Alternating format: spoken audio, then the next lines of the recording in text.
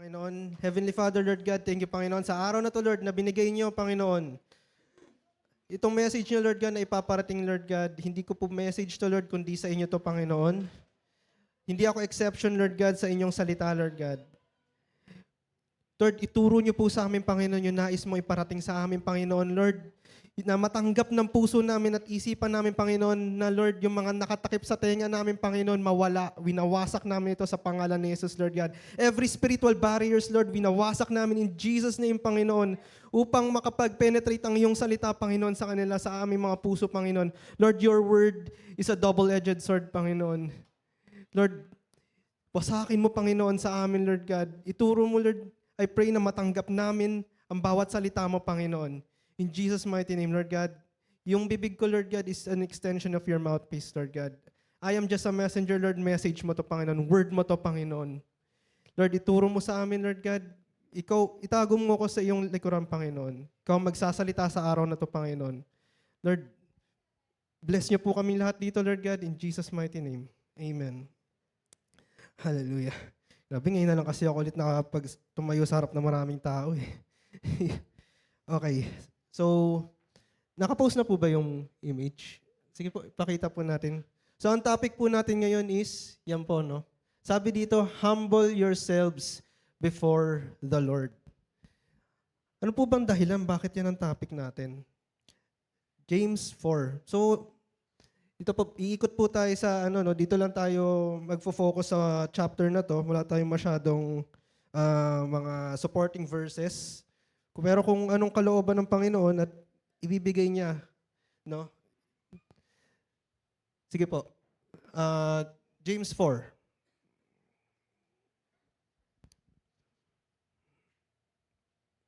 Sige po, sabi dito sa verse 1, saan nanggagaling ang inyong mga alitan at pag-aaway? Hindi ba't nagmumula iyan, sige basahin po muna natin hanggang last verse, no? Hindi ba't nagmumula iyan sa masamang nasa na naglalaban sa inyong kalooban? Mayroon kayong minimithi, ngunit hindi ninyo makamtan. Kaya't papatay kayo kung kailangan. Mapa sa inyo lamang iyon.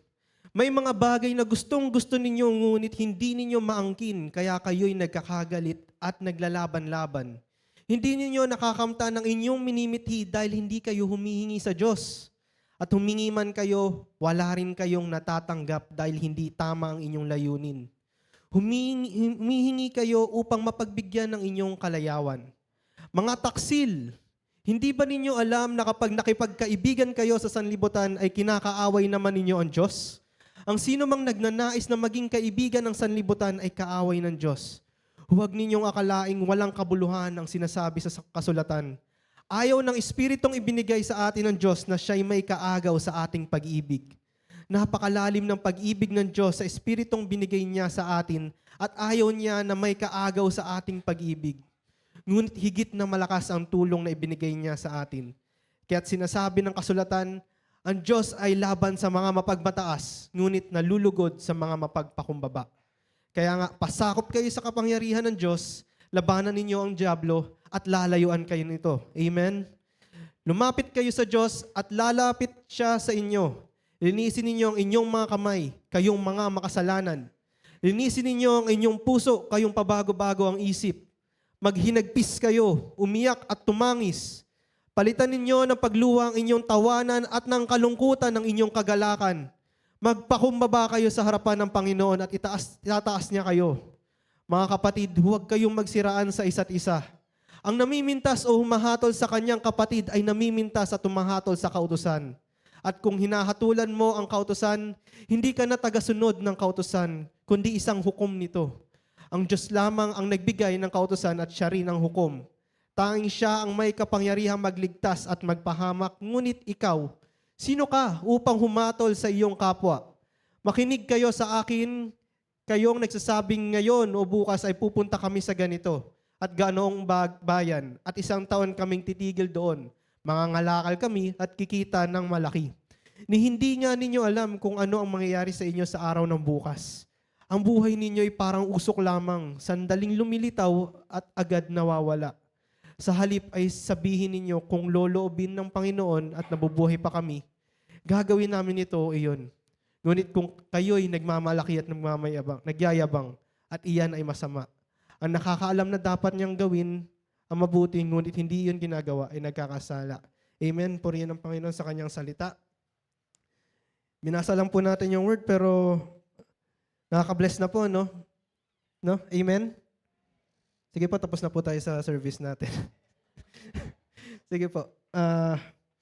So, balik po tayo sa verse 1.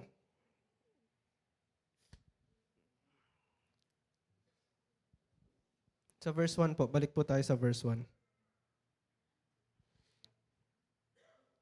So sabi dito, saan nanggagaling ang inyong mga alitan at pag-aaway? Hindi ba't nagmumula yan sa masamang nasa na naglalaban-laban sa inyong kalooban? Bakit nga ba ang mga tao nag-aaway nun? Mapapansin natin, anong reason bakit nag-aaway si person A, si person B? Bakit? Anong pinag-aawayan nila?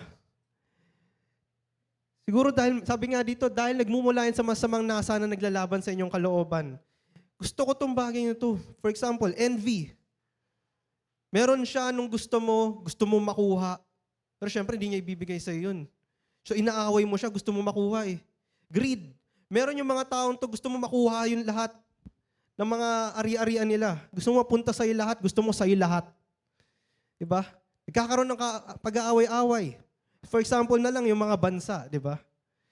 Yung, for example, sa oil, sa land, gusto nila sa kanila. Kakaroon tayo ng wars and all that.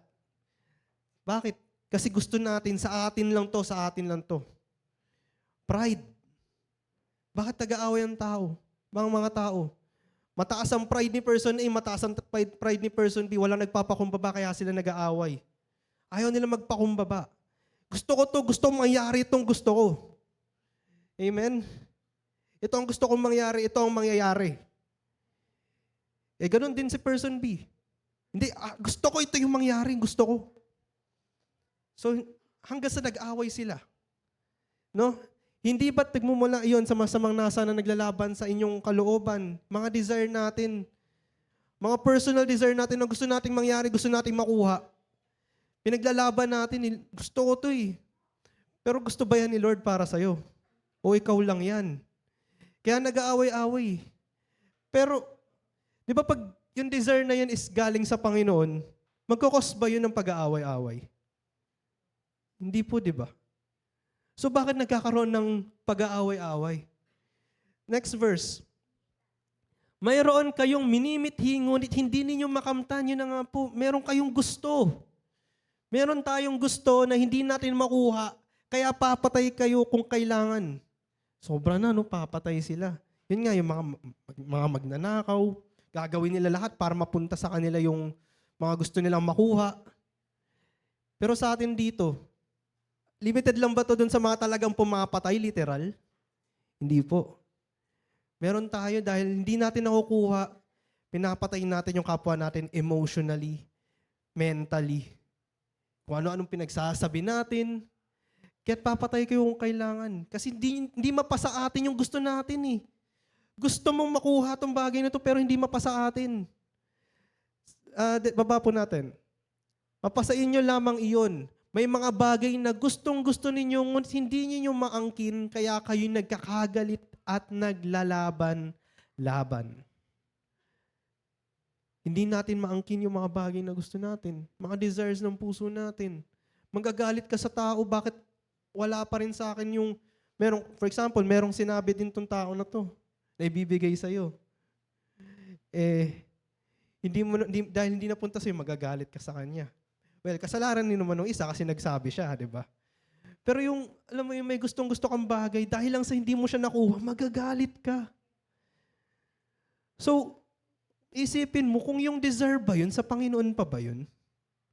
No? O yung desire mo na lang talaga yun na gusto mo maangkin yung bagay na yun o kung ano man yun. Bagay ba yun or position ba yun or kung ano man. Hindi nyo nakakamtan ng inyong minimithi dahil hindi kayo humihingi sa Diyos. Pinag-pray nyo na ba yan? Yung mga hinihingi nyo, yung mga gusto nyo. O baka mamaya naghahangad lang kayo, pero hindi nyo pinag-pray. Amen po ba? Dapat pinagpipray muna natin sa Panginoon. Siyempre, hihiling tayo. Lord, gusto ko po nitong bagay na to.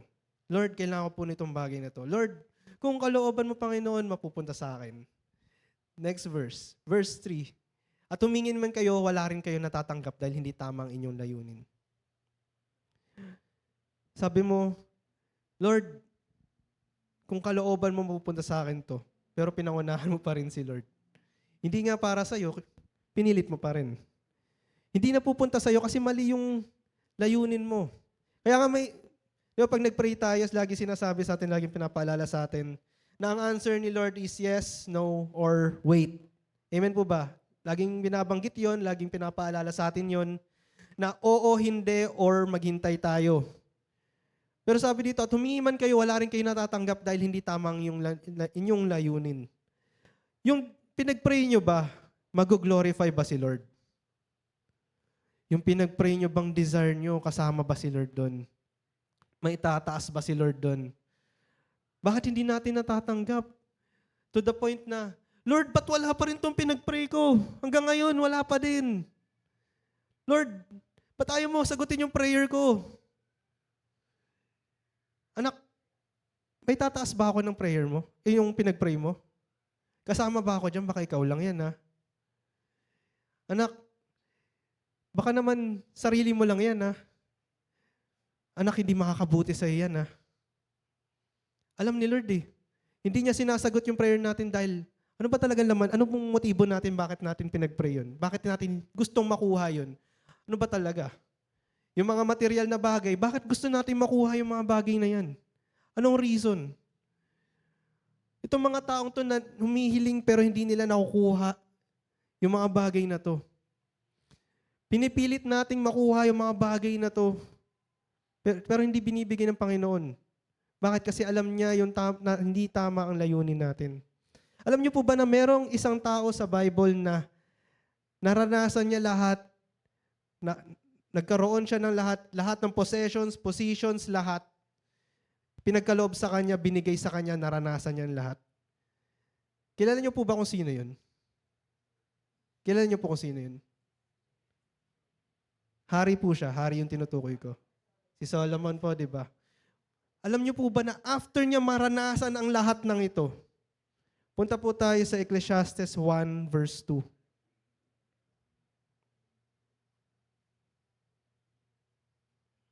Ang sabi niya dito, napakawalang kabuluhan. Napakawalang kabuluhan, lahat ay walang kabuluhan, sabi ng mga ngaral. Punta po tayo sa next chapter, chapter 2 verse 1.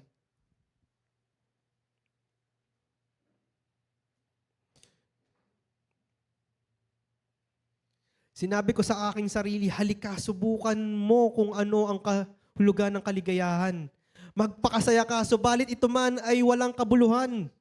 Mga desires ng puso natin para mapasaya tayo, mga panandaliang saya, mga pleasure. Walang kabuluhan.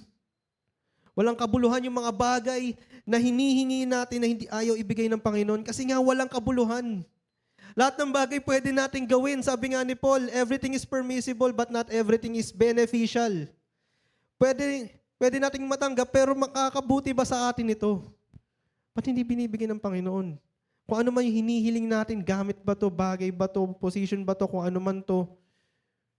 Kung saan mo gustong pumuntang lugar, ba't hindi pinaalaw ng Panginoon? Makakabuti ba sa'yo to? Eh wala rin namang kwenta, worthless eh. Andyan ba ako, anak? Diba? Makakabuti ba sa'yo yan? Yung mga ganyang kasayahan. Siguro gusto ko na rin i-share na last 3 weeks ago, may pinuntahan po akong event, no? 1 week yun eh. 1 week, doon sa isang week, hindi pala, isang week, may 3 days na pinuntahan ng event. So, concert po siya. And,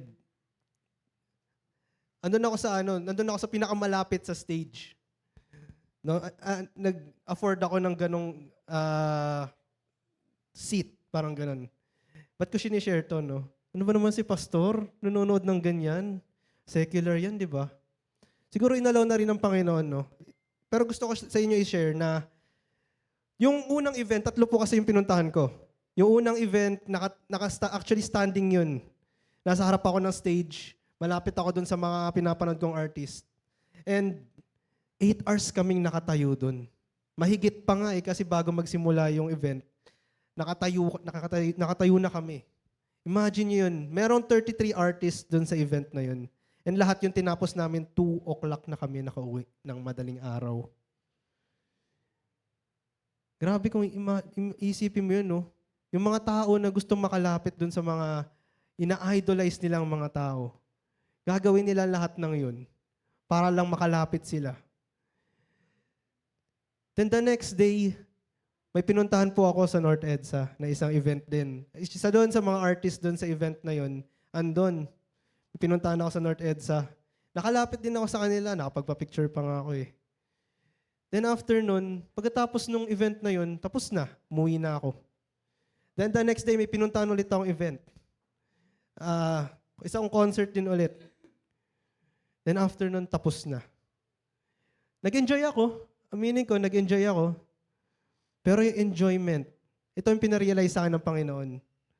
Yung enjoyment na naranasan ko doon sa event na yun, nandun lang yun, naiwan na yun doon eh. Doon sa event na yun. Tapos habang inaalala ko yung nangyari sa akin nun, nakatayo ako for 8 hours at mahigit pa doon. Pagkatapos ng event, sumakit lang yung likod ko. Sumakit yung leeg ko. Tapos 2 a.m. na ako nakauwi. Nakalapit nga ako dun sa mga artists na pinapanood ko. Pero at the end of the day, hindi naman nila ako kilala. Diba? Then the next day, yung pinuntahan kong event, diba, sabi ko nga, nakalapit pa ako, nakapagpa-picture pa ako, nakapagpa-autograph pa ako. At the end of the day, di rin naman niya ako kilala. Diba na, sino ka? Diba? Di niya ako kilala. Nagkita kami, nag-meet kami. Tapos yung araw na yun, bago ako umuwi, umuulan. Ang lakas ng ulan. Yung sapatos ko nabasa pa. Maisip ko, ba't ako pumunta dito? Bakit nagsayang ako ng oras para pumunta dito? Ang layo-layo from Parañaque to Quezon City. Nagsayang ako ng oras. Yung taong pinuntahan ko, may sasakyan yun. Ako, nag-commute lang ako. Naglalakad ako sa ulan, lakas-lakas ng ulan. Then the next day, ganun din. Anong oras na kami nakauwi? Gabi na. Then ma-realize ko nga, yung mga saya na naranasan ko doon, na iwan doon sa event na yun. Kinabukasan, balik tayo sa reality. Lugmok na naman kung anong problema na nararanasan natin. Ba yung ino-offer ng mundo, walang kabuluhan. Nung pinarealize sa akin ng Panginoon to, yung sinayang kong oras doon, yung mga taong yun, hindi ako kilala, nagsayang ako ng oras na lumapit sa kanila. Then, pag-uwi natin sa bahay, papaalala sa atin ng Panginoon na may nag-aantay sa atin sa bahay. May naghihintay sa atin sa bahay para makausap tayo. Itong person na to, kilala tayo nito eh. Bago pa likhain ng mundo, kilala ka na niya. Imagine niyo po yun, nagsayang tayo ng oras sa mga bagay na walang kabuluhan, sa mga tao na di naman tayo kilala, sa mga bagay na walang kabuluhan. And yet, yung nasayang ng oras na hindi natin maibigay dun sa person na nakakilala sa atin, na naghihintay sa atin. Itong Diyos na to nag-aantay sa atin. Gusto tayong makausap. Yung mga taong gusto natin kausapin, ayaw tayong kausapin. And yet, itong nag-aantay sa atin, ng communication sa atin, hindi natin mabigay sa kanya yung oras na yun. Yung inaantay ni Lord sa atin na sobrang lit, 1 minute nga lang eh. Diba? Ang dami nang pwedeng ibigay ng Panginoon sa atin doon na revelation, na sasabihin sa atin, 1 word nga lang, nakakabusog na eh. Itong si Lord na nagbibigay ng joy na hindi lang ngayon matatapos, kundi bukas dala-dala mo yung joy. Hindi tulad ng mga events na napuntahan ko na yung joy na iwan doon sa araw na yun. Sa gabing yun, kinabukasan wala na. Sakit lang ng katawan yung naramdaman na yung naiwan sa akin. Amen po.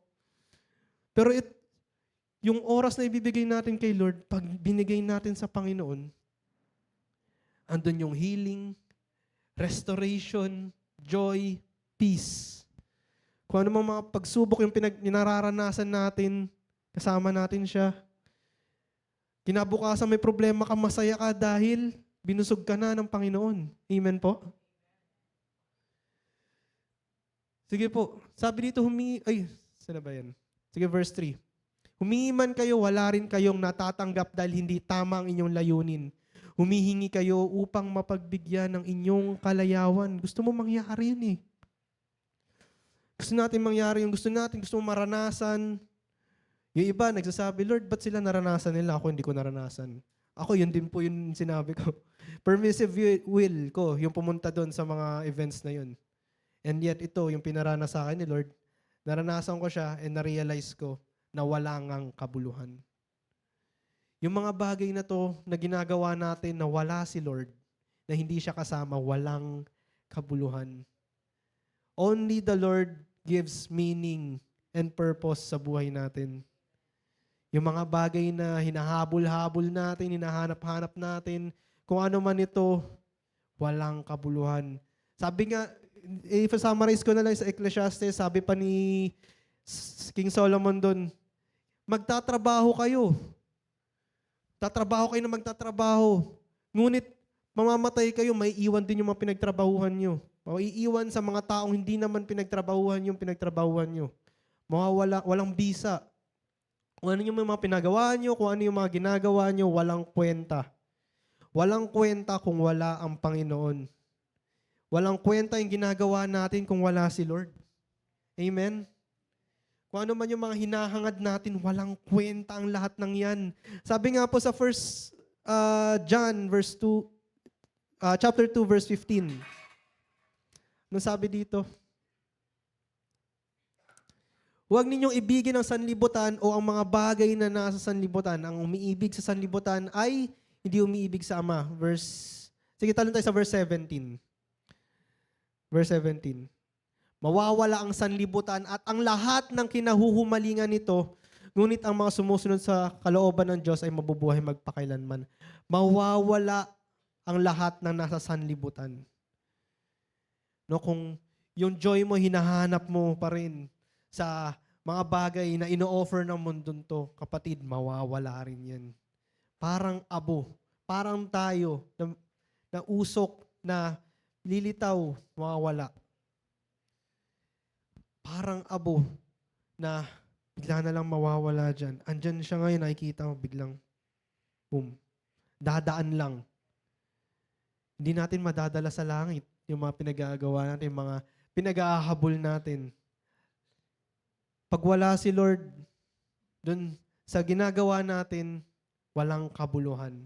Paano nagkaka-meaning yung mga ginagawa natin pag kasama natin si Lord? Kaya nga sinabi niya sa Proverbs 3 verse 6, di ba? In all your ways, wag na po natin puntahan. In all your ways, acknowledge Him. Di naman sinabi na in some of your ways or kung in one of your ways, acknowledge Him. Sabi in all. In all your ways, kung ano mang ginagawa natin, let's acknowledge the Lord. Isama natin si Lord, dapat kasama siya. Kaya sige, balik po tayo sa 3. Na ang humingi man kayo, wala rin kayo natatanggap dahil hindi tamang inyong layunin. Humingi kayo upang mapagbigyan ng inyong kalayawan. So babalik tayo doon sa question na yun.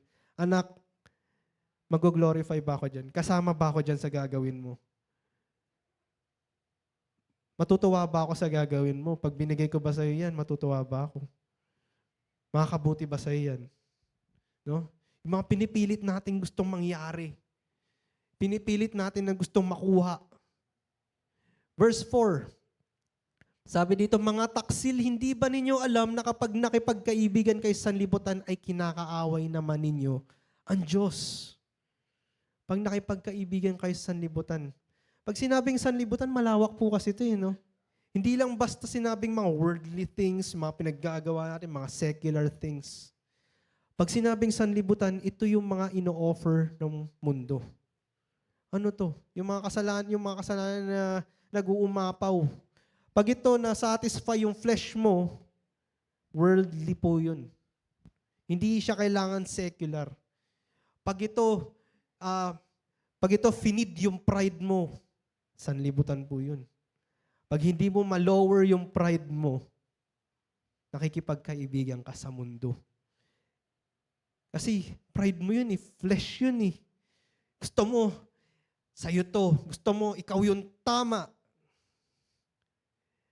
Sabi dito, mga taksil, hindi pa ninyo alam na kapag nakipagkaibigan kayo sa sanlibutan, ay kinakaaway naman ninyo ang Diyos. Pakibaba po. Ang sino mang nagnanais na maging kaibigan ng sanlibutan ay kaaway ng Diyos. Amen? Gusto natin maging kaibigan ng Diyos. Akala natin, ay, di na ako gumagawa ng mga worldly things na yan. Di na ako gumagawa ng mga bagay na yan. Di na ako umiinom, di na ako nagsisigarilyo, kung ano man yan. Di na ako nakikiayon sa mga taong yan. Pero hindi natin alam, di pala nalilimitahan doon sa mga yun lang, yung worldly. Yung mga ginagawa natin, yung kahit yung mga sobrang malapit na kay Lord, may worldly pa rin sa puso. Envy, greed, pride, lust. Sige po, balikan nga po natin yung 1 John 2 verse 16. Sabi dito, ang lahat ng nasa sanlibutan ang masasamang nasa ng laman, ang nasa ng mga mata at ang pagmamalaki sa mundo ito ay hindi nagmumula sa Ama, kundi sa sanlibutan. Sabi, sige, balik natin sa taas ng konti. Basahin po natin yon.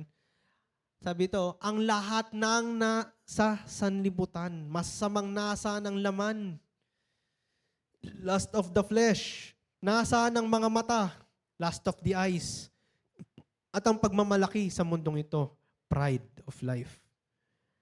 Ito ay hindi nagmumula sa Ama, kundi sa sanlibutan.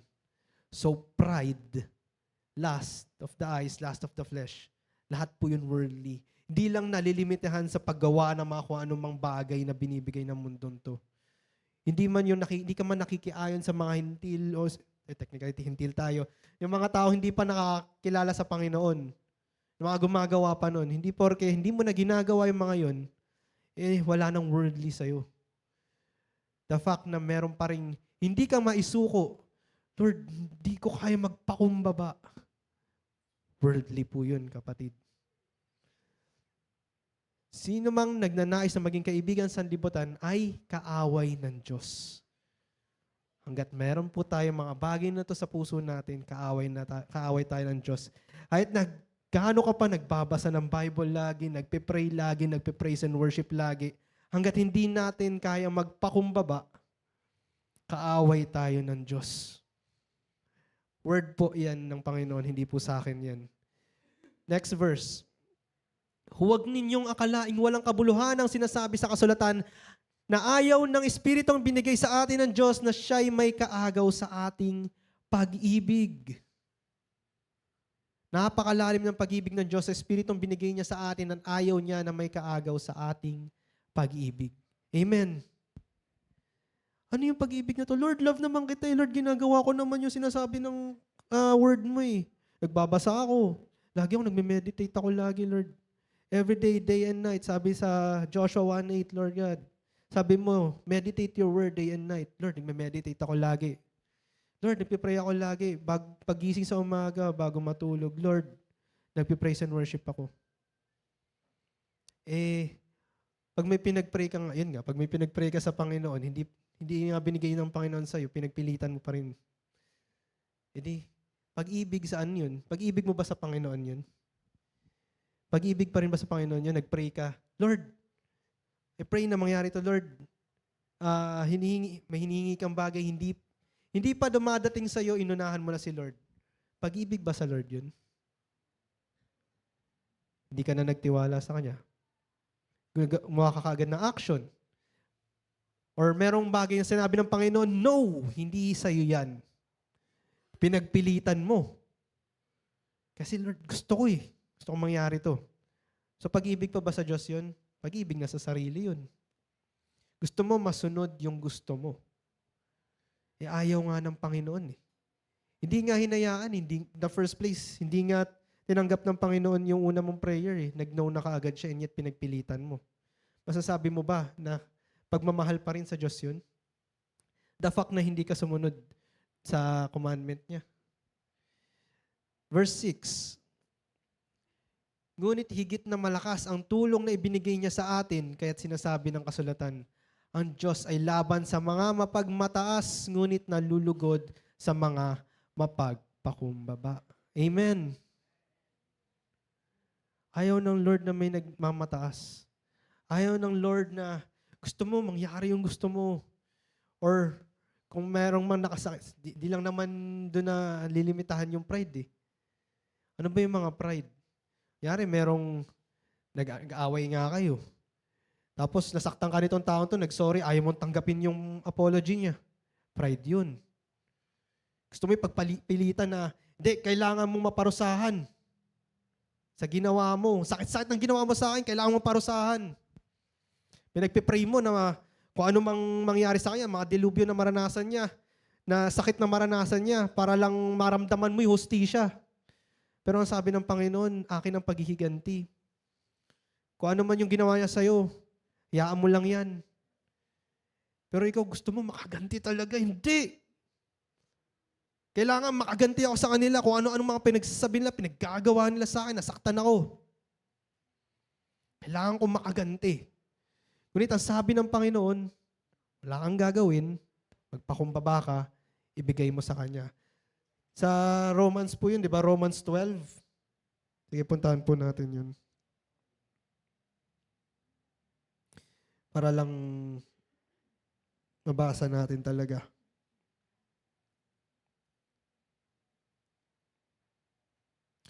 Sige, verse 17.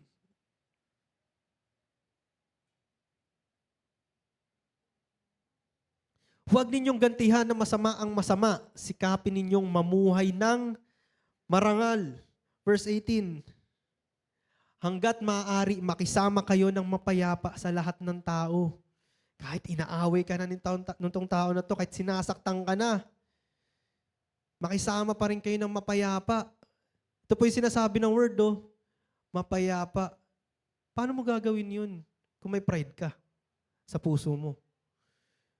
Paano ka magpapakumbaba? Paano ka magiging makikisama with peace sa bawat isa kung di mo kaya magpakumbaba? Verse 19, mga minamahal, huwag kayong maghihiganti. Ipaubaya ninyo iyon sa Diyos sapagkat nasusulat, akin ang paghihiganti, ako ang gaganti, sabi ng Panginoon. Sabi po ng Panginoon, hindi ko sabi. Hindi ko sinulat yan, kundi ang Panginoon.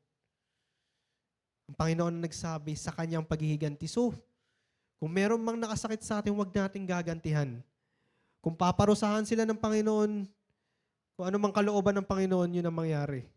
Pero tayo, ang role natin dito, i-bless yung tao. Amen? I-bless natin yung tao. Bakit? Sinaktan ka, sasaktan mo rin yung tao? Yun ba ang kalooban ng Panginoon sa atin? Ang sinabi sa atin ng Panginoon, Ephesians 5 verse 1 and 2. Sige, puntaan po natin yun. Sige po. Sabi dito, dahil kayo'y mga anak na minamahal ng Diyos, tularan ninyo siya. Yan. Dahil kayo'y mga anak na minamahal ng Diyos, tularan ninyo siya. Verse 2, mamuhay kayong puno ng pag-ibig tulad ni Kristo. So, ang paghihiganti po ba? Ay, merong pag-ibig po ba yun? So, ibig sabihin, kung gusto mo maghiganti, ibig sabihin, hindi punong-puno ng pag-ibig yung puso mo. Sabi dito, dahil kayo'y mga anak minamahal na anak ng Diyos, tularan ninyo siya. Dapat kung ano yung laman ng puso ng Panginoon, which is love sa atin, ganun din. Si Lord nga, ilang beses natin sinasaktan eh. Si Lord, naiisip po ba natin yung mga ginagawa natin? Kung paano natin nasasaktan ng Panginoon? Yung mga konting galaw natin, yung mga ginagawa natin. And the fact na yun nga, gusto pa natin gantihan yung mga nakasakit sa atin. Kung paano masakit sa Panginoon yun.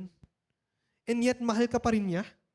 Di ba sabi niya kanina, pride of life, yung mga makikipagkaibigan sa mundo, kaaway niya, and yet, mahal ka pa rin niya. Imagine mo yun? Kung siya nga, mahal niya, mga kaaway niya eh. Ikaw hindi mo kayang mahalin yung nakasakit sa'yo?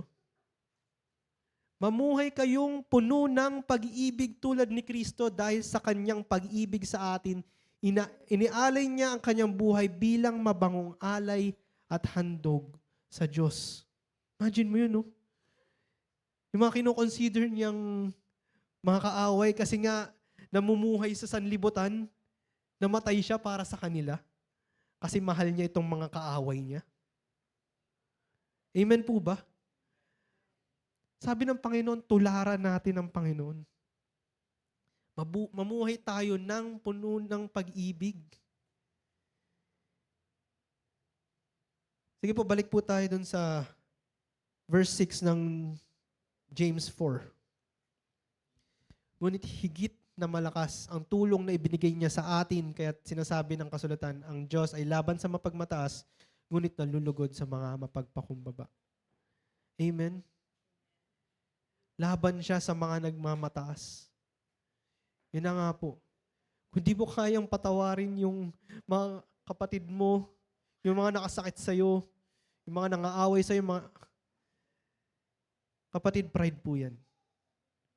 Mabaan natin yung pride natin. Hindi natin kailangan na yung, tawag dito, hindi natin kailangan na anong tawag doon? Wait lang. May word ako na hinahanap, ngunit hindi ko mahanap. Sagit lang. Anyway, yun nga, sabi ng Panginoon, huwag tayong magmataas. Hindi natin kailangan masatisfy dahil lang, nasaktan siya oh. Parang yun yung gusto natin mangyari. Yun nga, makakahanap lang tayo ng hustisya pag nasaktan na tong taong to. Pag nangyari na sa kanya yung nangyari sa akin, doon ko lang makakamit yung hustisya. Ayaw ng Panginoon yun. Kasi unang-una, hindi lang po basta pride yun. Selfishness na yun. Dahil sarili mo lang ang iniisip mo. Gusto mo mangyari ito. Gusto mo mangyari sa kanya yun eh. Kung ano yung nangyari sa'yo, kung anong ginawa ng taong to sa'yo, gusto mo mangyari din sa kanya. Amen? So selfishness. Gusto mo fair? Mata sa mata, ngipin sa ngipin?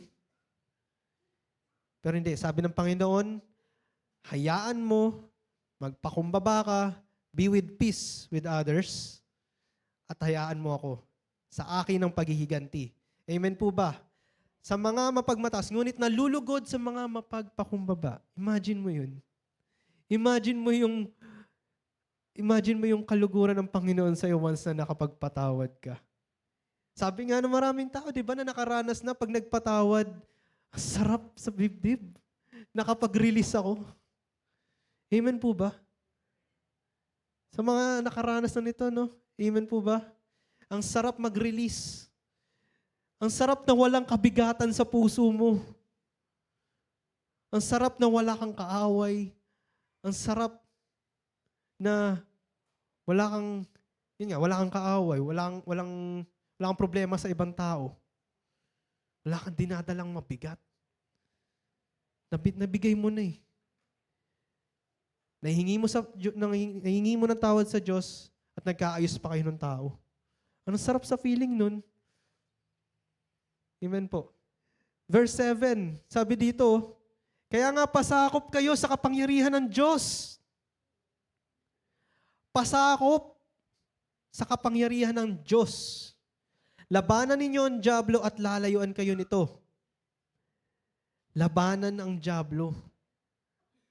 Labanan ang dyablo at lalayuan nito. Yung iba dito nakafocus lang sa labanan natin ang dyablo at lalayuan tayo nito. Pero hindi, bago natin lalabanan ng dyablo, ang sabi dyan, pasakop kayo sa kapangyarihan ng Diyos. Sa English, NKJV, but ano nga po, mas maganda yun eh. Sabi dito, therefore submit to God, resist the devil, and he will flee from you. Submit. And for us to be able to submit, para tayo makapag-submit, humility, pagpapakumbaba. Hindi ka makakapag-submit kay Lord kung may pride ka sa puso mo. Paano ba pag sinabing submit? Lordship, Lord mo siya. Sabi nga ng Panginoon, why do you call me Lord, Lord, kung di mo naman gagawin yung mga sinasabi ko? Lord, ginagawa ko naman to. Oo nga, pero hindi mo naman to ginagawa na sinabi ko dito. Sabi sa James 2 verse 10, sige po, puntahan natin yun. Sabi ko kanina, wala po tayong mga supporting verses. Ngayon lang po lumalabas to mga to. Wala nga po ako notes eh.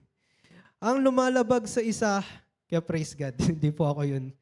So si Lord po yung nagbibigay ng verses. Ang lumalabag sa isa kahit tumupad sa iba pang mga utos ay lumalabag pa rin sa buong kautusan. Ito inutos ni Lord. Lord, sinusunod ko to. Lord, ginagawa ko to.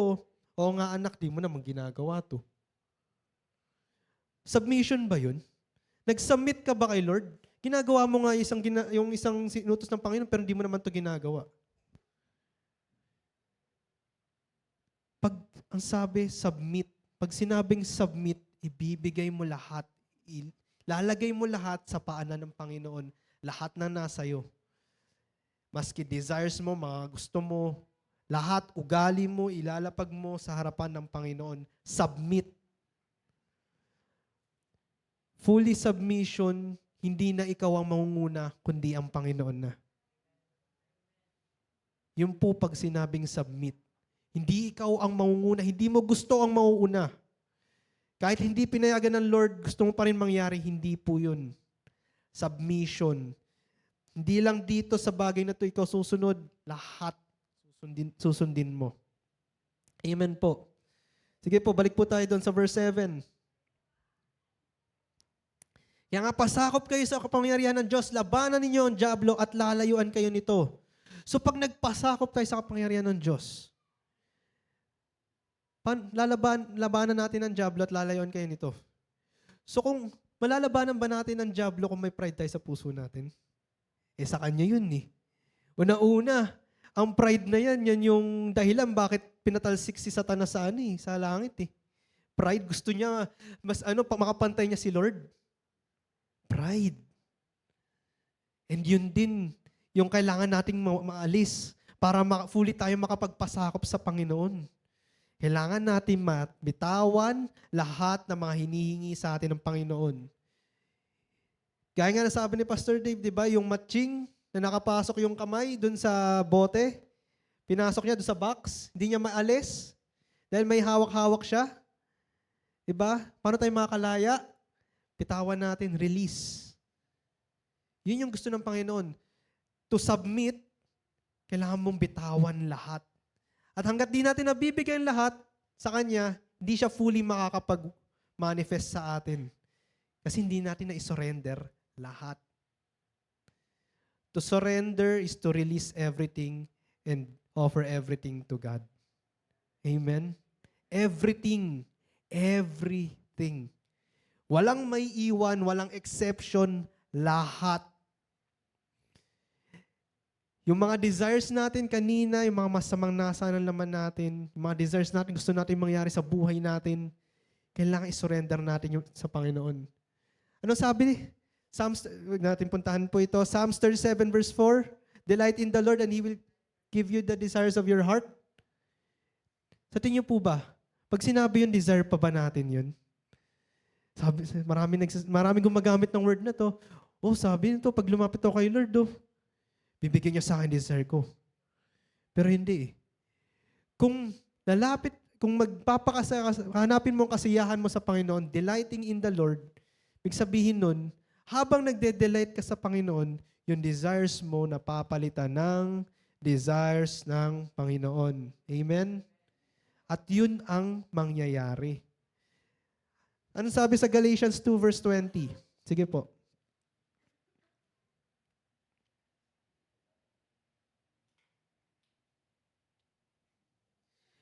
Sabi dito, sige sa English po natin, sa English NKJV. I have been crucified with Christ. It is no longer I who live, but Christ lives in me. So, hindi na ikaw. Sabihin nun, hindi mo na desires. Amen? And the life which I now live in the flesh, I live by faith in the Son of God, who loved me and gave Himself for me. Amen? Hindi na tayo yung namumuhay. Nung time na tinanggap natin si Lord, hindi na tayo ang dapat mumuhay sa flesh na to, kundi si Lord. Desires ni Lord, hindi mo na desires. Galatians 5 verse 24. 5 verse 24 po. Nasa verse 2 po tayo. Chapter 2 tayo.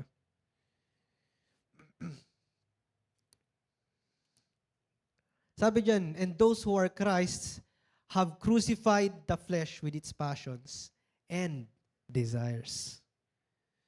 So lahat ng mga tumanggap kay Kristo, sa puso nila, lahat ng nakay Kristo na, ipinako na natin sa krus lahat ng mga kagustuhan natin, lahat ng mga nasa ng laman natin. The flesh with its passions and desires. So hindi na natin desire. Amen? Delight yourself in the Lord and He will give you the desires of your heart. Hindi mo na desires yun. And kapag desire mo ng Panginoon ang nanaig sa atin, hindi mo na gustong mangyari yung desire mo, kundi nakafocus ka na dun sa desires ng Panginoon para sa'yo. Sa tingin po ba natin, mangyayari pa rin yung mga alitan, pag-aaway, paglalaban-laban? Kung desire na ng Panginoon, may mag-aaway pa ba? Meron pa po ba? Wala na po, di ba?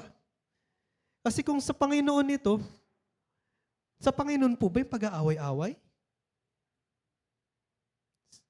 Sino po bang dahilan ba't nag-aaway-away ang mga tao? Sino po bang dahilan bakit nagkaroon ng pag-aaway? Sino po ba yung may galit? Di ba si Satanas na pinatalsik ng Panginoon, nagkaroon siya ng galit sa Panginoon kasi pinatalsik siya. Nagkaroon ng, wala naman daw nangyaring war, pero nagkaroon ng gulo, ng away dahil sa kanila. Si Adan at Eva, nagkasala dahil kay Satanas. Dahil sa kanila, nagkasala sila. Dahil sa mga demonyo, nagkasala ang tao. Pero tayo pa rin ang gumawa nun.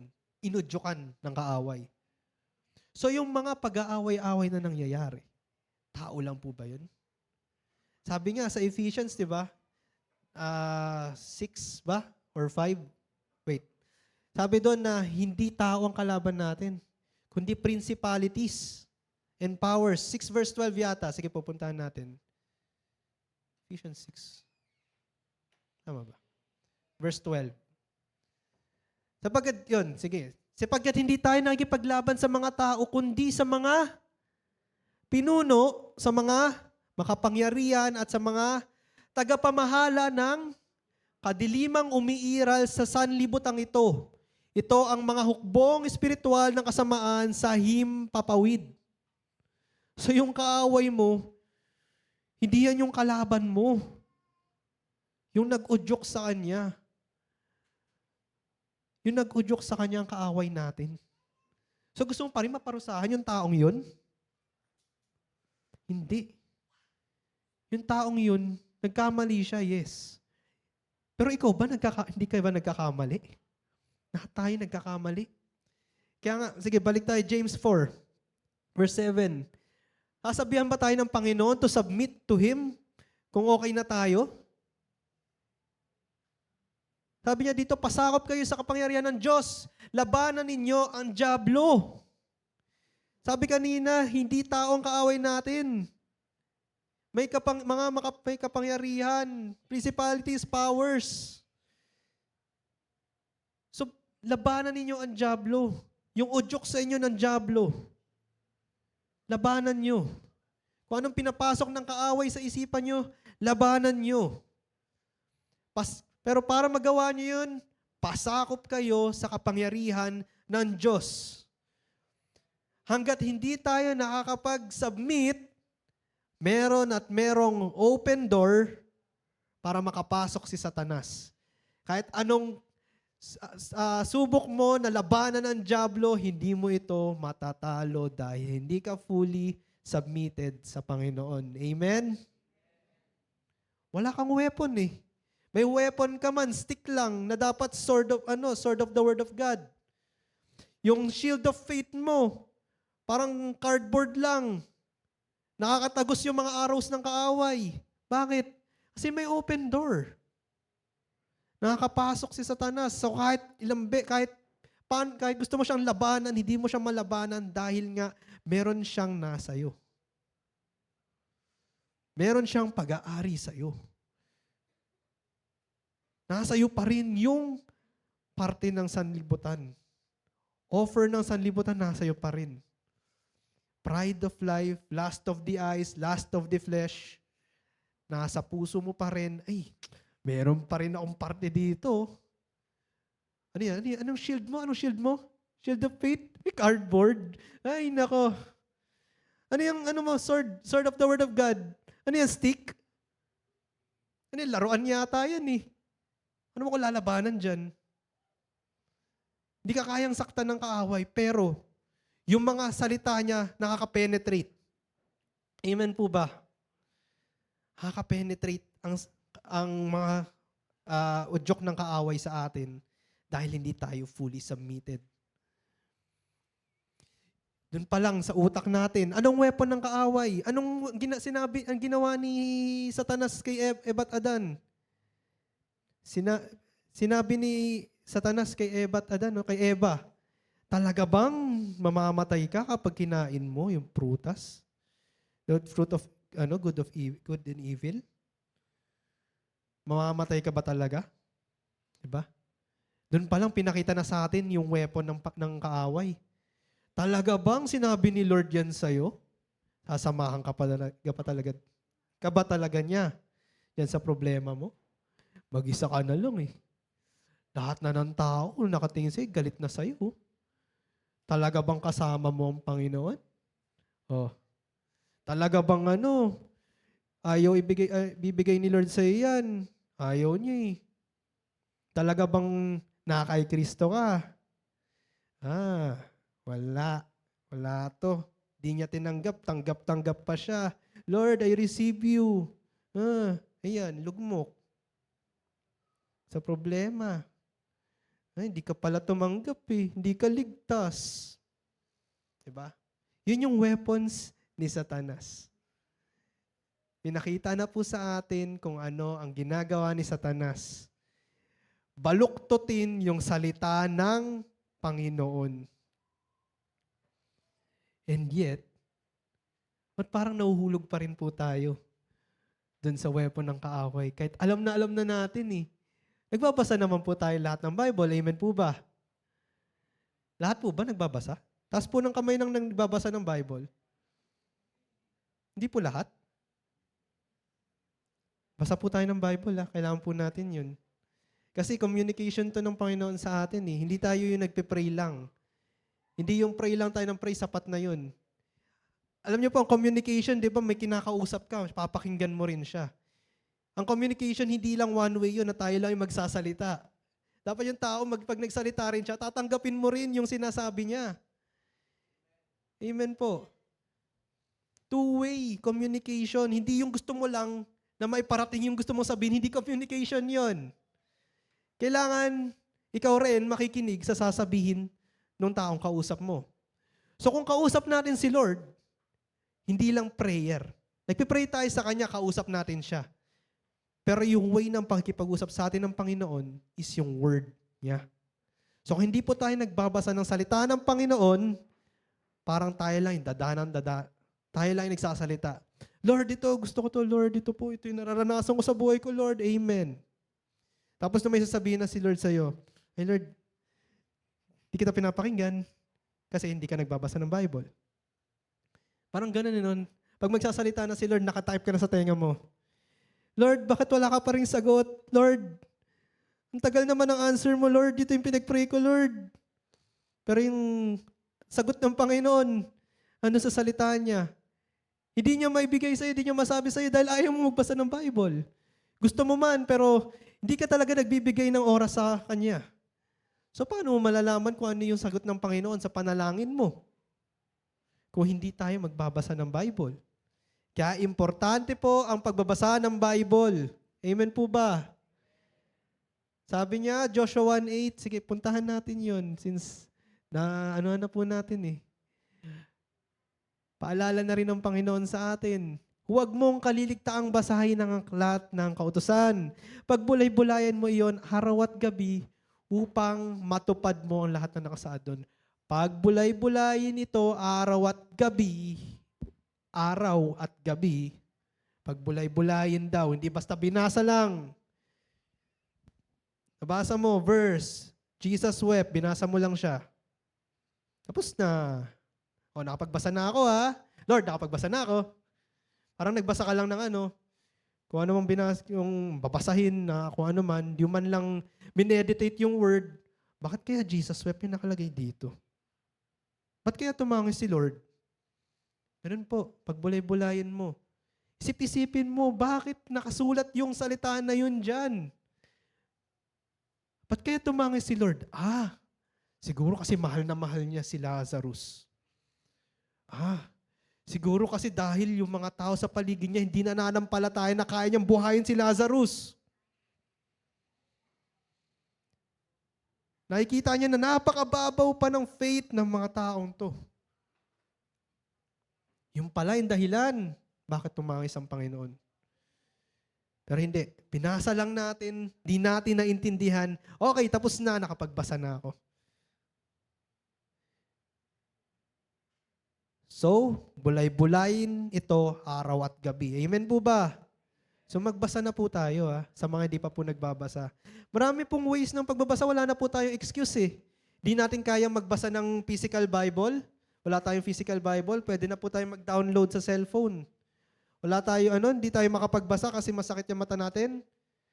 Pwede na po yung papakinggan lang, audio Bible. Wala na po tayong reason para hindi magbasa ng Bible. Ginawa na ng Panginoon lahat through technology para maparating sa atin yung kanyang salita. Amen po ba? Gamitin po natin, utilize po natin. Yes, ito'y offer ng kaaway yung mga technology pero ginamit ng Panginoon para maiparating sa ating salita niya. Kaya i-utilize po natin ito. Amen po. So, ano yung sabi? Sige po, verse 7 po ulit. Hindi tayo nakaalis 7. Labanan ninyo ang dyablo at lalayuan kayo nito. Diba? Anong verse natin? Mark 16, 17, 18. Paano natin mapapalayas ang dyablo? Sige, punta tayo, Mark 16, 17, 18. Ang mga sumasampalataya, ay bibigyan ng kapangyarihan gumawa ng mga himala. Sa pangalan ko ay magpapalaya sila ng mga demonyo at magsasalita ng ba't ibang wika sa pangalan ng Panginoon. Sumasampalataya. Pag nananampalataya ka, mapapalayas mo yung demonyo na nag-uudyok sa'yo. Mapapalayas mo sila. And sabi sa Matthew, nakalimutan ko yung chapter and verse, pero kung ano mang itali mo dito sa lupa ay matatalian sa langit. Kung anong pakakawalan dito sa lupa, mapapakawalan sa langit. Amen po. So may kapangyarihan tayong talian yung mga demonyo na umuudyok sa atin. James 4, balik po tayo doon.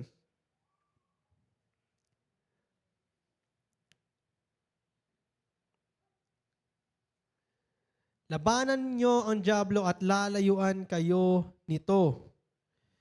Ang weapon nila, gaya ng sabi natin kanina, baluktutin yung word ng Panginoon. Ipapasok nila sa utak mo itong mga basura na to para baluktutin ko ano yung mga nalalaman mo sa Word of God. Ano natin ito malalabanan? Papalayasin natin sila, di ba? Ngayon, napalayas na natin sila. Paano yung mga naiwan sa utak natin? na basura nila. Kasi the moment na naiwan yan, at tinanggap natin sa utak natin yung mga sinabi ng kaaway, na bulay-bulay natin sa isipan natin, at nalaglag na sa puso natin, pag nag-ugat na po sa puso natin yan, doon na po. Doon na magsisimula ang kasalanan. Amen po ba? So paano natin malalabanan yon? 2 Corinthians 10 verse 5.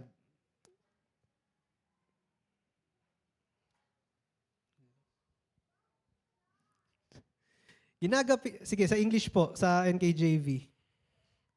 Sabi dito, casting down arguments and every high thing that exalts itself against the knowledge of God. No? Kung ano may mga thought, mga bagay na lihis sa salita ng Panginoon, let's cast it down. Pabagsakin natin. Sabi doon next, sige po, taas pa natin. Bringing every thought into captivity. Lahat, bawat naiisip natin na thought into captivity to the obedience of Christ. So kung ano man yung mga thoughts natin, mga naiisip natin na binato ng kaaway, alam mong hindi sa Panginoon, talian mo na. Huwag mo hayaan na isip-isipin mo pa yan. Ala, ito yung sinabi niya. Naku, may sinabi itong taong to sa akin. Naku, ito na nangyayari na to. Ala, itong taong to, hindi ako kinakausap. Ano kaya ang reason? Alam mo, mamaya, may problema na kami. Ala. Hanggang sa, yun na, nag-ugat na. Lahat na nasa paligid mo, hindi ka na mapakali kasi yun yung nasa isip mo, yun yung alam mong katotohanan. Pero nung nakausap mo na yung tao, ay, hindi. Wala akong nararamdaman. Seryoso? Yan daw sinabi ko sa'yo. Wala. Galit ako sa'yo. Hindi Bakit? Bakit nagkaroon ng ganun? Kasi inalaw natin yung thought na pumasok sa isipan natin. Nag-ugat sa puso natin, yun. Kaya dito pa lang sa utak natin, mga kapatid, ang utak natin, ang command center ng katawan natin. Kung ano yung nasa isip natin, ang effect nasa katawan natin. Kung negativity ang laman ng utak natin, edi matamlay tayo. Negative din yung katawan natin. Negative din yung laman ng puso natin. Kung positive ang utak natin, positive. Lahat. Amen po. Kaya dito pa lang sa utak natin, palayasin na natin kung ano man yung pulong ng kaaway. So yun ang way para labanan natin ang dyablo at lalayuan kayo nito. Then verse 8. Sige po, bibilisan na lang po natin. No? Baka hindi na natin matapos lahat ng verse. Lumapit kayo sa Diyos at lalapit siya sa inyo. Amen? Lumapit kayo sa Diyos. Yung mga taong sinasabihan ng Panginoon nito, tayo, lahat tayo, lumapit lang tayo sa Diyos. Ang sabi niya sa John 6:37, pag lumapit tayo sa Kanya, ang sino man lumalapit sa Kanya, hindi niya itataboy. Sabi niya, lalapit sa akin ang lahat na ibinibigay sa akin ng Ama, at hindi ko itataboy kailanman ang sino mang lumalapit sa akin. Kaya mga kapatid, magpakumbaba lang tayo, submit to God everything, at lumapit lang tayo sa Kanya. Balik po tayo sa verse 8. Nung James 4. So, lalapit siya sa, lumapit kayo sa Diyos at lalapit siya sa inyo. Amen po? Pag lumapit tayo sa Diyos, lalapit siya sa inyo. Huwag na nating hayaan, palayo pa tayo ng palayo. Huwag na nating hayaan na kung alam naman nating mali na, siguro magtatapos na tayo sa verse 10 or 11 or 12. Kung alam nating mali na, huwag na po nating hayaan na mag-continue pa ito. Ilapit na kaagad natin sa Panginoon. Idulog na natin sa Panginoon. At pag lumapit tayo sa Panginoon, sabi, lalapit siya sa inyo. Linisin niyo ang inyong mga kamay, kayong mga makasalanan. Linisin niyo ang inyong puso, kayong pabago-bago ang isip. Ayan po ang word ng Panginoon sa atin ngayon. Magpakalinis tayo. Lumapit tayo sa Panginoon, magpahugas tayo. Lahat ng bagay na hindi pa nakikita, na hindi pa na-expose sa atin, ipa-expose natin sa Panginoon.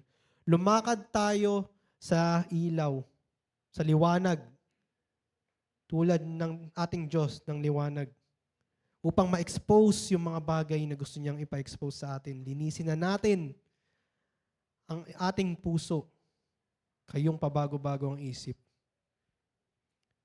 Verse 9, maghinagpis kayo, umiyak at tumangis. Palitan ninyo ng luha ang inyong tawanan. Anong joy ito? Yung worldly joy, palitan nyo ng pagluha. Masyado ka nang masaya. Parang sinasabi, no? O mamaya, ma-misinterpret po natin to. Baka gusto ni Lord, malungkot lang tayo, umiyak. Hindi po. Palitan ninyo ng pagluha ang inyong tawanan at ng kalungkutan ang inyong kagalakan. Baka mamaya, nasa mali na yung tawanan mo. Yung kagalakan mo. Maghinagpis kami na, umiyak ka muna. Lumapit ka sa akin. Then verse 10, magpakumbaba kayo sa harapan ng Panginoon at itataas niya kayo. Hindi mo kailangang itaas yung sarili mo, kapatid. Yan lang ang sabi niyo, magpakumbaba kayo sa harapan ng Panginoon at itataas niya kayo. Amen? Hindi mo kailangang itaas ang sarili mo. Hindi mo kailangang ipangalandakan sa mundo yung sarili mo. Si Lord na bahala. Magpakumbaba lang tayo. Lumuhod tayo at itataos tayo ng Panginoon. At yung mga nagmamataas, ibabagsak ng Panginoon. Dahil ayaw niya yung mga mapagmataas. In verse 11 and 12, mga kapatid, so lahat ng pinag-usapan, tinutukoy, kausap ni James dito, mga Kristiyano na po, since tinawag niyang mga kapatid. Amen? Ang kausap dito ni James, mga Kristiyano na. Mga kapatid, huwag kayong magsiraan sa isa't isa. Ang namimintas o humahatos sa kanyang kapatid ay namimintas at humahatos sa kautusan. At kung hinahatulan mo ang kautusan, hindi ka na tagasunod ng kautusan, kundi siyang hukom nito. Amen. Huwag natin pipintasan. Sabi nga, di ba, huwag mong titingnan yung puwing ng isa kung may troso ka sa sarili mo. Tingnan mo muna yung sarili mo bago ka tumingin sa iba. Tingnan mo muna yung sarili mo. Huwag mong isipin na ikay nakatayo. Sabi, di ba? Do not see yourself standing lest you fall. Di porke nagbabasa ka, nagpe-pray ka, nagpe-praise and worship ka, everyday, hindi ka nababagsak. Hindi totoo yan. The more nga na mataas ka na pag ikaw bumagsak, mas masakit. Imagine nyo po yun no? Pag ikaw nalaglag dyan, masakit na nga Paano pag sobrang taas ka na? Tas nalaglag ka pa, mas masakit yun. Mahirap nang bumalik kay Lord. Kasi sobrang tindi ng bagsak. Kaya bago ka tumingin sa iba, tingnan mo muna yung sarili mo. Lord, am I worthy to judge my brother? Lord, malinis na po ba ako? Tingnan mo muna, baka mamaya sa'yo pa lang nandun na. Hindi pagsunod ng kapatid mo, mamaya ikaw pala hindi sumusunod. Amen po. Then verse 12, ang Diyos lamang ang nagbigay ng kautusan at siya rin ang hukom. Tanging siya ang may kapangyarihang magligtas at mapahamak. Ngunit ikaw, sino ka upang humatol sa iyong kapwa? Sige po, balik tayo sa verse 10. Dito lang din mauuwi actually, hindi na natin pupuntahan yung 13 to 17. Since 15 minutes na lang daw ako, 9 minutes na nga lang, 6 minutes na nga lang Sabi dito, magpakumbaba kayo sa harapan ng Panginoon at itataas niya kayo. Mga kapatid, ito lang po ang message ng Panginoon. Magpakumbaba tayo. Magpakumbaba tayo. Ibigay na natin kay Lord yung pride natin. Huwag na nating hayaan na yung sarili natin ang masunod. Yung gusto natin ang masusunod. Hindi po. Ang gusto ni Lord, magpakumbaba tayo sa isa't isa. Kung nagmamataas yung kapatid mo, magpakumbaba kapatid. Huwag mong labanan ng gasolina ang apoy. Sisiklab yun. Lagyan mo ng tubig. Diba? Sige po, tayo po tayong lahat.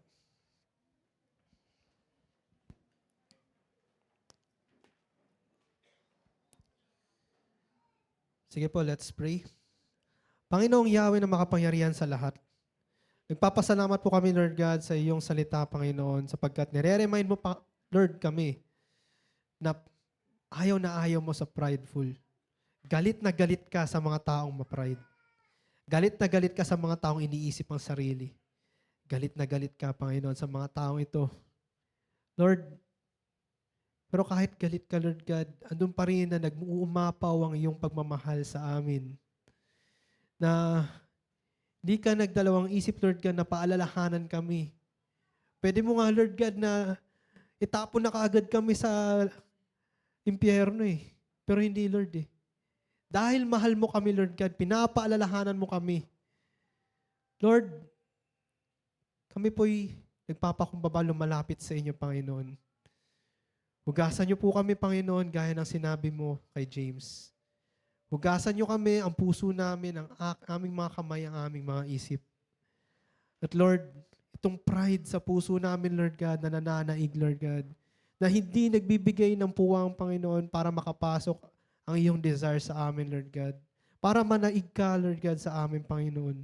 Tulungan niyo kami, Lord God, na may-surrender, Lord, bawat mga bagay, Lord God, na pinapasurrender mo sa amin. Lord, what you want is for us to submit. Hindi dahil para maging utos-utosan mo lang kami, Panginoon, kundi, Lord, para fully ka makapag-manifest sa amin, Panginoon. Hanggat, Lord, meron kaming pride sa puso namin, hanggat meron kami ng mga bagay na to, Panginoon, hindi ka makapag-manifest, Lord God, dahil sarili pa rin namin ang masusunod. Kaya, Panginoon, sa araw na ito, I pray, Lord God, na fully ka makapag-penetrate sa aming mga puso, sa aming mga isip. Fully ka makapag-penetrate sa amin, Lord God, at matanggap namin yung salita namin na binahagi mo ngayong araw na to, Lord God. Ikaw lamang, Panginoon, ang nag-iisang Diyos, Lord God. Kahit yung may taong pinakamatigas na puso, Panginoon, kaya mong palambutin. Lord, si Nebuchadnezzar, Panginoon, pinakamatinding hari, Lord God, noong time niya, nag-surrender sa iyo, Panginoon. Nagpakumbaba sa iyo, Panginoon. And yun, Lord, Gentile yun. Nagpakilala ka sa Kanya, pinakita mo sa Kanya na ikaw ay Diyos. Nagpakumbaba siya, Lord. Kaya, Panginoon, naniniwala ako na ang sinabi mo, Panginoon, na imposible man sa tao, pero walang imposible sa Diyos. Totoo yun. Na kung sino man sa amin, Lord, lahat po kami na meron pang pride sa puso namin, Lord, mawawala to at masosurrender namin. Hindi dahil sa aming kakayahan, kundi dahil sa inyo, Panginoon. Maraming salamat, Lord God. Binabalik po namin lahat ng kapurihan sa pangalan ni Jesus. Amen.